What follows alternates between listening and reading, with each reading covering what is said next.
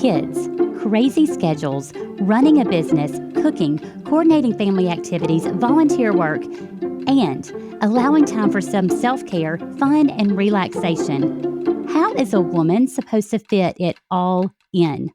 That is the discussion today on Healthy Harmony.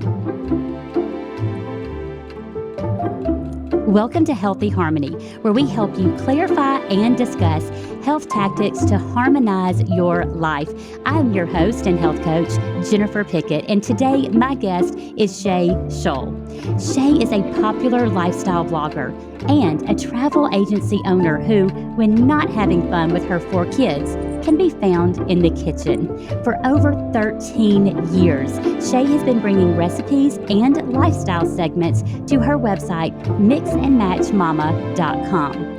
As the author of 6 cookbooks, yes, I said 6, Shay has been featured on the Today Show, QVC, Home and Family, and Fox and Friends. Shay and her husband Andrew have traveled the world with their kids and have a heart for international adoption. Readers tune in every day for her recipes, her travel posts, fashion tips, family tradition, adoption updates, and daily fun. When she's not traveling, Shay is often found drinking coffee, cheering on her Boston Red Sox, and enjoying daily life in McKinney, Texas with her family. Please welcome my sweet friend, Shay Shull. Hi. Hey girl, how are you? I'm great. I'm so excited to be here with you today.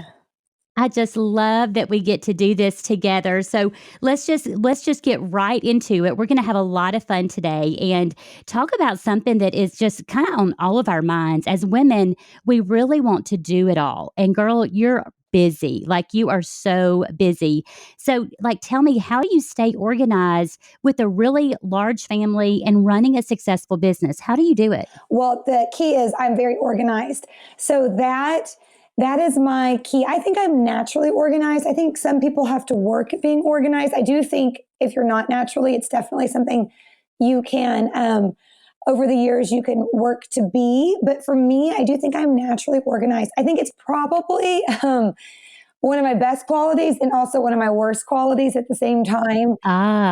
Okay. So what do you mean by that? It's also your worst quality. What do you mean by that? It's one of my best because I get a lot done. I'm very efficient. It's one of my worst qualities because I don't allow for lots of spontaneity. I am kind of the stick in the mud sometimes because I don't want to deviate from what I have to do and what I have to accomplish today. And I'm sure I miss out on some blessings and some joyous moments because I'm so focused on my tasks. And sometimes I forget to actually enjoy life. So I do think being super organized is a great thing, but I also think that it can sometimes be not so great too. I struggle with both. Yeah. Yes.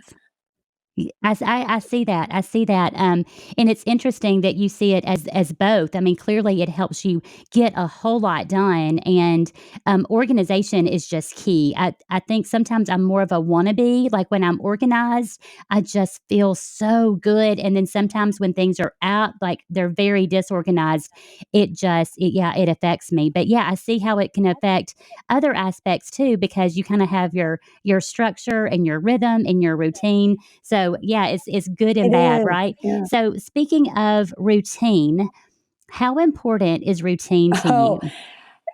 It is everything to me, which again lends itself to most of the time it's a great thing that I'm such a routine person, but sometimes I know that it can be my downfall too. My whole, I hate to say my whole life, but kind of my whole life is a routine. And I think that is how I'm able to, do so much, have so many kids, have so many businesses and hobbies and read so many books is because I am really structured and I do have routines that I just do every day. That's why it's a routine. But it really does allow me to fit everything in that I want to fit into my routine. And so I've also learned over the years, I've gotten a lot better at saying no to things that if I were to add them into my daily routine, I would dread them. I wouldn't be excited about them. Mm-hmm. They would drain me. So it's a practice. I've been practicing and I'm going to continue to practice it. But it really is how I'm able to do so much is that I do the same thing over and over and over again. Okay, in those routines. And you brought up something that I think is so important for us Yeah. to discuss. And you said something about saying no. And I know I struggle with saying no because I'm thinking I can do it all. I can do this, but there's a lot of freedom in saying no. So why do you think as women we have a hard Well, time for me, saying it's no? because I'm a pleaser. So I am definitely, I want you to be Yes. happy with me, whether you are my mom or you are my girlfriend or you are my son. I'm a pleaser by nature. And so I hate to say no because I don't want anybody to be disappointed in me or I don't want to let anybody down. And so there was a season where I struggled more with this. I think I'm in a good place now. I think age has helped me tremendously. I am almost 40 and I'm kind of to the point. I had girlfriends that are older than me tell me, you kind of get to the point where it's like, I mean, the heck with it. This is what I'm doing. I'm almost 40. I am done making Yes. everybody else Yeah. happy. Yeah. This is, it's so freeing to be in this place. And so now, as much as I do want to make people happy, I've got to realize that if I'm not happy, if I'm stressed out or overcommitted, then really nobody in my family is happy. It does trickle down and affect my husband and my kids. It It really really does. And does. I don't want to be Yes. responsible for that. So for me, I think age has played a big part in it. I'm getting wiser and I am getting my priorities definitely more in line. And it's less about making other people happy and more about focusing on what's best for my family. Oh, I just love that. And I think I can feel our listeners just kind of, breathe a sigh of relief in that we're really talking about just giving them permission Yeah. to say no. We really can't do it all. And I think you hit the nail on the head when you said there's a trickle down effect. Yeah. As women, we're really the heartbeat of the home. So if we're a stressed out wreck because we've overcommitted and we're running around like chickens with their head cut off, then I mean, it just affects the stress level of our family. So I'm really glad you brought that up. So, shifting back to routines, I'm curious, what are some of the most important routines that keep your family running efficiently? Okay, I have several. One, making time for me to work out has been always been a routine that has positively affected me and therefore my kids because I feel better about myself.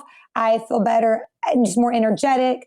I also have learned for me I love it. working out in the morning, like early in the morning, and it comes at the price of having to wake up early. But then when my kids wake up, I've already worked out. So it's not hanging over my head. I don't get maybe frustrated because I'm trying to get a workout in, but I also need to get you ready for school and something comes up and now I can't. And now I'm a little stressed or disappointed. So for me, carving out that time, actually, my whole morning routine, I think, helps me be a better mom and a better wife, which is waking up early. And the very first thing I do is get my coffee and open my Bible and spending my I love time it. in my quiet time, reading the word in prayer. And then from there, I immediately work out. And then I can wake up my kids and we can start our day. And just me prioritizing and focusing on the Lord and then taking that time to work out for myself really, for me, makes me happier, more energetic, and just a more focused mom. So when I wake them up, it's like we're ready to conquer the day together. I already have that stuff behind me. I love that. And I love the fact that part of your morning routine is self-care and making your health a priority. I know I've seen this with myself. If I put it Yeah. off and I think, okay, I'm going to work out later today because, whatever happened this morning, I'm going to work out later today. It never really happens. And so I love how you have a very specific structure and routine for every single morning. And it is, I love how you have your own time. You're able to wake up by having your quiet time, by exercising. Then you're getting your kids up. So I think that is such a powerful strategy. So what about your kids? Are there any particular routines with your kids that you've implemented that you're like, hey, this is Yeah. working. We're going to keep doing One of this? the strategies I implemented this year, which has been really effective for us, and I don't know why it took me so long to do it, but it's to get as much done the night before for the next morning as possible on those school days. So I don't know why it took me so long to do that. But, now before we go to bed, everybody knows what they're wearing the next day. Everybody has decided what they're going to have for breakfast the next morning. Everybody has their lunch packed, their homework done, zipped up in their backpack, ready to go. And that has tremendously helped our morning flow better. So we had to get into the routine of before you go to bed, you need to Yes. make sure all of these things are done. And it might be a little annoying to do it some days, but it's always so rewarding the next morning when you wake up and that stuff is already handled for you.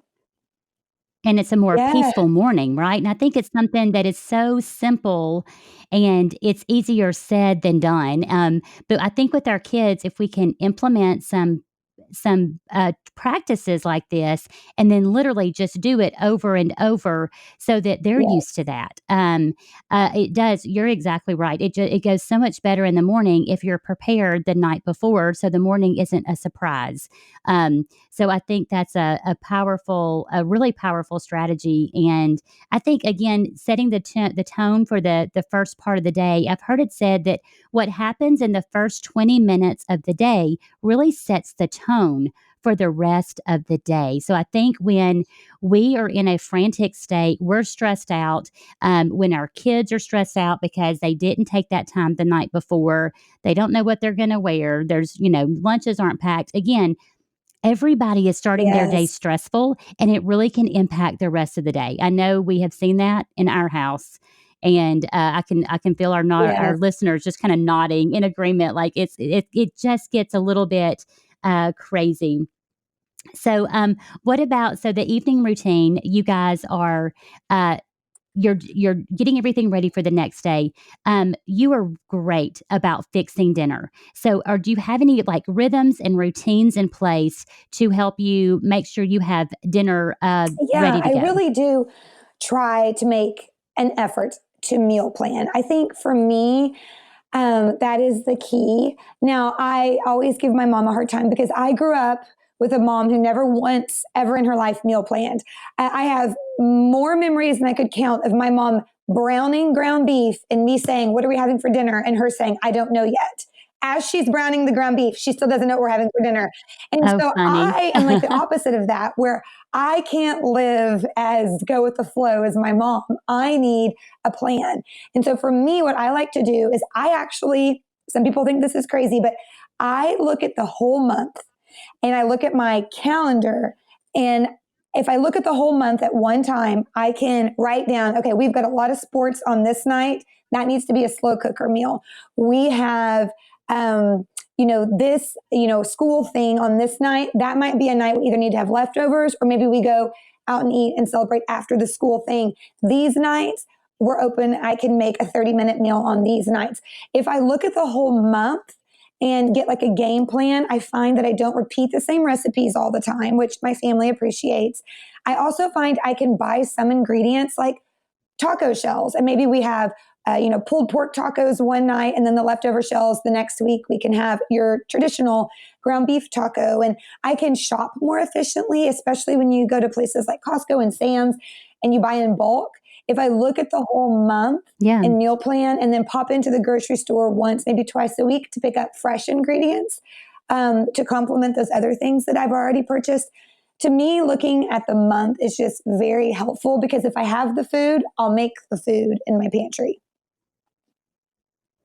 I love it. Okay, so for the mom who just got overwhelmed when you said the entire month, what would you recommend for that mom who has not been meal planning, who's been kind of flying by the seat of her pants? Where should she start? What's a good starting point in meal I would planning? start with February. I wouldn't try to conquer January if it were me, or I would start with the following month if it were me. But I would look at your calendar. I Okay. always have my actual calendar next to my meal calendar because I can plan meals, but if it doesn't match up with what I'm actually going to be doing that day, it really doesn't work, It doesn't make It sense. And if it doesn't doesn't make make sense, you sense. won't do it. So I need it to make sense. I love my slow cooker. I rely on it all the time. Not not only to make the complete meal in my slow cooker, but to assist me in making other meals. It's great for poaching chicken. It's great for keeping things warm.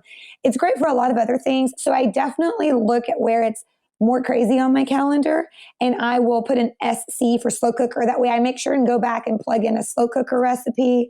I think starting with your real calendar next to your meal calendar will really help you understand what your parameters are for your meal planning. So you may not have time to roast that whole I think chicken that's great. and make homemade mashed potatoes. It might need to be something simpler like sloppy joes or a chicken tortilla soup in the slow cooker, something a little faster. Yes. So maybe another good starting point for someone who isn't really used to meal planning, who seems maybe overwhelmed by a whole month, maybe starting off with just meal planning Yeah, like the next week earlier, and starting there. And I agree. We have to yes. look at our activity calendar, our family calendar, and see what's going on, or it doesn't make sense. So, do you have any other tips for like food prep? Any other time saving tips for grocery store Yeah. or meal planning or food prep or cooking? What are your other time saving tips? One is most grocery stores and your bigger stores, Target and Walmart, you can online grocery shop. So I love to do that for all of those things that you buy every week, right? Paper towels, Yes. your kid's favorite yogurt, Lucky Charms, whatever you're always buying. It's great because you can save on their website your favorite things. So it's really easy for me to pull up every week my favorite things list and add it all to cart because I'm always going to need milk. I'm always going to need bread. Those things always need to end up in my cart. And then I can swing by or tell my husband to swing by and grab those groceries because that's not even meal planning. That's just making sure you have those necessities in your house. So I love Yeah. that that's so available nowadays. I also love, again, using your slow cooker. Some people think I'm only going to put my slow cooker out to make that one slow cooker recipe I have, but it really can help you make a lot of recipes. Sometimes I'll make chili or sloppy joes or a soup, and I will want to feed it to my family that night. But the best time for me to make it is like 2 in the afternoon. So I'll make it at 2 in the afternoon and just keep it warm in my slow cooker. So that's not a slow cooker meal per se, but the slow cooker is Okay. helping me keep my food warm so that when we're ready to eat it at 6:30, we just take the lid off and we're ready to eat it. So I think you have Oh, to perfect. look at your slow cooker as more of a kitchen assistant as and not quite so much as it's a one pot meal every time. That's yeah, very, very smart. Okay, so are you saying that we get distracted when we go into Target sometimes? What are you trying to say there? I go in to get 3 things and I come out with 300 every time. Yes. Yeah, yeah, I have definitely been guilty of that, everywhere, and then it ends up taking a lot of time, so I Yes, think that's an excellent time-saving tip, and, especially when there's grocery delivery yes, services, since we live a little bit further out, I've recently discovered a couple that will deliver here, both Whole Foods and Sprouts, and I'm like, "Oh, wow, that's just huge," for those weeks where, "Hey, it's just not possible for me to get there." absolutely. Um so it just saves a lot of time. So you have got 4 I kids. do. Um, Now, how do you handle picky eaters? Okay. I get this question a lot from my I'm sure. readers. I have my way of doing it. I always like to preface it by saying it's not everybody's way, but this way has been effective for us. Until you're 5 at my house, I am okay with you can eat what I made for dinner, or you can have something plain and boring, like a boring bowl of cereal or a boring sandwich. I'm not going to make another meal for you. I'm not going to heat up chicken nuggets for you. You can eat what I made, or you can have something boring because I always want dinner time to be happy at my house. I want it to be a time Oh, of good point. reflection. I want it to be a time of peace. I don't want it to be a time of like arguing and stress and getting frustrated and getting mad and me trying to um, be controlling of you and you trying to be controlling with your food. I don't want that. So we felt like until 5, I always will give you a little bit of what we made. If you choose not to eat it, you can have And I say boring because I'm not offering you Cinnamon Toast Crunch. That's not boring. That's fun if you're a kid. So I always offer like Right. something simple, boring, but it's not something I had to prepare because I only make one meal a night. After 5, I feel like, hey, you are in kindergarten, about to be in kindergarten. You understand mommy makes food. You have to eat it. It's healthy. It's good for you. Like, I feel like at 5, that was like a shift in my kids being a little bit mature enough to where I could say, you need to eat this because I made it and it's good for you, and they will eat it. So for me, I just always want it to be like a happy time at the table. So I don't want it to be the battle of wills. And I think sometimes it can turn into that between It parents and definitely kids. can. And I kind of think 5 at our house, at least, 5 has been a good age of, okay, now we really need to like, this is what you're eating. I also really try to only make food my family's going to like, which might sound silly, but if I know my family is not a big fish family, just I know they're not, then like I wouldn't make a bunch of fish, right? Like I really Yeah. try to make food my family likes. I sneak a lot of vegetables in to food. My family loves pasta dishes, for instance. So I put peas in pasta, onions in pasta, broccoli in pasta, right? Because if you give a kid something that has like cheese and pasta, they're more likely, in my opinion, to try the peas than if you were just to hand them peas on your own. Yeah. So Yeah. Very smart I'm just strategy. always trying to, again, make dinner time fun, but I also don't want to make more than one meal. But I think there comes a point when you just say, your kids have to understand, mom made dinner, mom knows best, mom has your best interest at heart, so you need to eat.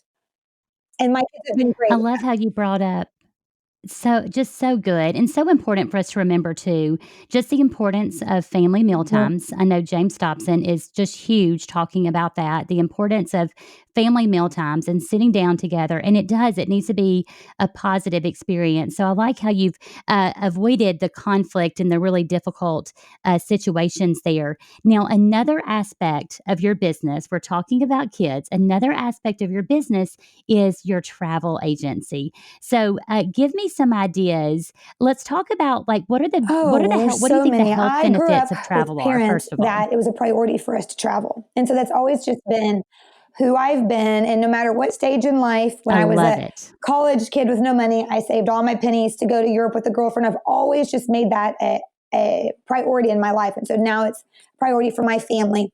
I just think unplugging is so beneficial. And so whether you are unplugging on the other side of the world, or whether you are unplugging and spending time with your family at a staycation in your town. I just think true unplugging is just really important. But I also just cannot stress enough how important it is for you, and especially for your kids, to see outside their bubble, whatever their bubble might be. And I really think it's good for Yes. everybody. It's good for adults to see how other people live, and not necessarily third world, which I do think that's important, but just how it's done differently in Germany, how it's done differently in China. Just it's done differently, not better, not worse. Just it's okay to see how it's done differently and how different cultures celebrate holidays, how they eat different foods, how they dress differently, how the weather is different, whatever it is. I just think it's so important to have that understanding and that experience because nobody can ever take that away from you. So it's really a priority for our family. I love that, just exposing them to some different things, and I think the most Yes. important thing is just creating family memories. Those are memories like, it's to us, it's one of the most worthwhile investments, and, just to make those family memories and take that time, and it's nice to be outside of your typical routine and just be able to laugh and relax, and it's just there's so many health benefits that to that as well. So, what are some tips to ensure that vacations are very enjoyable and relaxing? Because I know sometimes it can get a little bit sketchy there and a little bit Well, stressful. I mean, I So, have to say what are the some first tips tip to make sure that is it is you need very a travel enjoyable? professional. I mean, all joking aside, if you are not a well versed Hello. traveler, Yes. or you don't have the time, you could be super well traveled, but you don't have the time or the want to. have somebody help you. I think there's a misconception that you pay service fees and extra charges for travel professionals. It's not true. You don't. You just get this other person to come in and take care of all the details. Because if you are frazzled and stressed about your vacation, going into your vacation, it's going to be hard to unwind if you are ever even able to. So I think that if you know you want to go somewhere and do something, but you don't have the time or the clue where to start, asking for help is fantastic. I also, And I love how it is a misconception. You hit the nail on the head when you said that a lot of yes, folks think that there's just a lot of like costs involved with using a travel agent. So, do you think that's a big barrier that I keeps think people from sometimes, yes. I searching think there's or just seeking maybe a help from a travel misconception agency? of what we do and how we're able to do what we do. It's a whole industry that supports us that makes it affordable and easy and gives you the upper hand if you do use a travel professional. Because also, what people don't understand is huge vendors like American Airlines or Norwegian Cruise Line or Walt Disney World, they want you to use a travel professional because they want your trip to be as seamless as possible. Because guess what? If it's not, who are you calling? You're calling American Airlines, Norwegian Cruise Line, or Walt Disney World, right? They want it to be just the most seamless, wonderful, fulfilling So true. experience. So they know that somebody that is an expert in that field should help you with it. So they are going to keep the rates the same for all of us because they want us to be able to help you like they can help you. So I do think it's great to have some assistance, but be that as it may, I think one problem I run into with customers is trying to do too much in a short amount of time.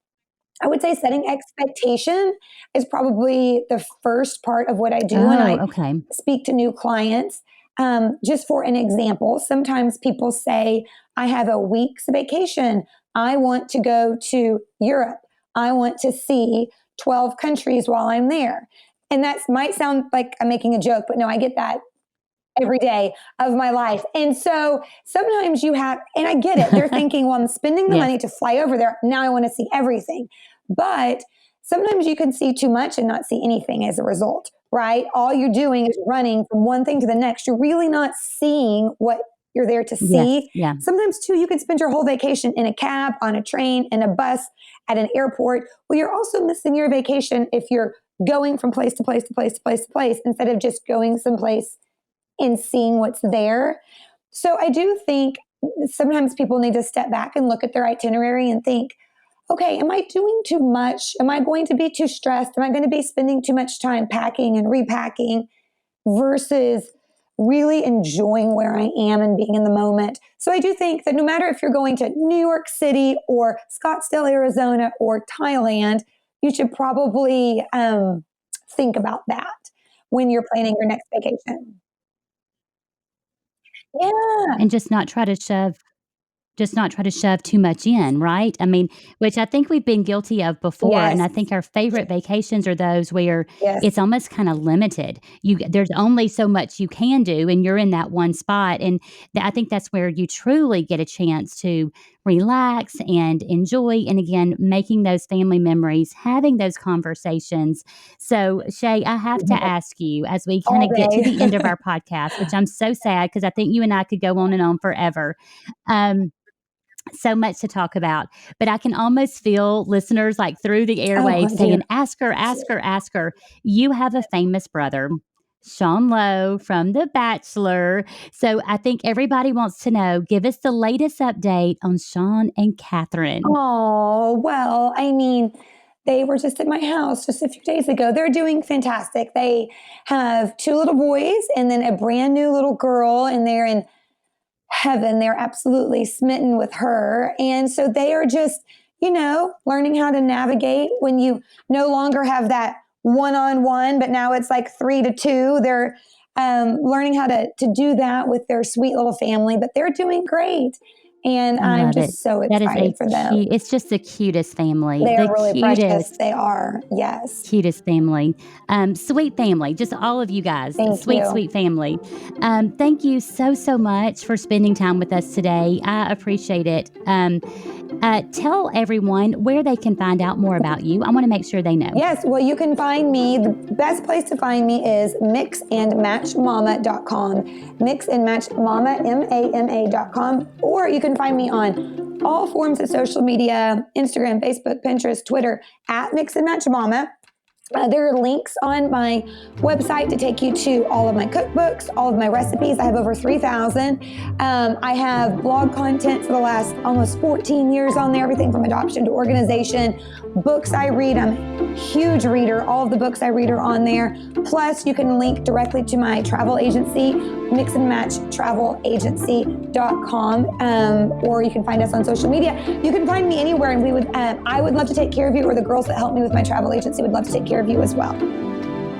That is fantastic. Thank you so much.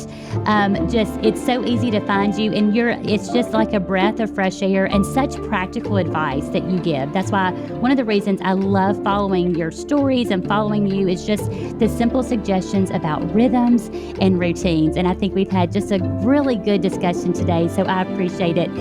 Hey guys, also remember to subscribe to us on your favorite platform of choice. Like us on Facebook, on Instagram, at Inspire Healthy Harmony. You can also join in the discussion on our Facebook group.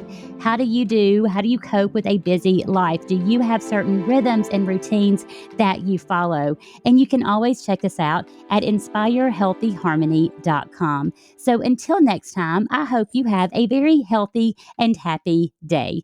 Bye, y'all.